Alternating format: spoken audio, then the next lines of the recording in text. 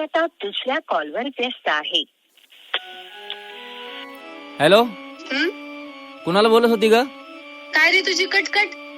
जेव्हा बघल तेव्हा नुसता संशयच घेत असतो माझ्यावर. विश्वास नसेल ना तर आजपासून मला फोन करायचा नाही. जा बाळा, तुला आजपासून माझा त्रास नाही होणार.